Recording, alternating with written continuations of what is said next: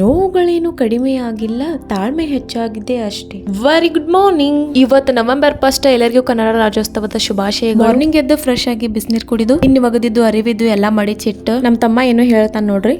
Like ಮಾಡಬೇಡ್ರಿ, follow ಮಾಡಬೇಡ್ರಿ, ಏನೋ ಮಾಡಬೇಡ್ರಿ ಇಂತಾರದಾರ ಮನಿ ಒಳಗೆ ಏನ್ ಮಾಡೋದು, ಏನೋ ಮಾಡಂತಾಳ, ಸಪೋರ್ಟ್ ಕೊಡು. ನಮ್ ತಮ್ಮ ಏನ್ ಮಾಡಂತಾಳ ಅಂತ ನೋಡಂತಿದ್ದ, ಅದಕ್ಕ ಕರೆದು ಕೇಳಿನಿ ಅವನ. ಈ ತರ ಹೇಳಿದ.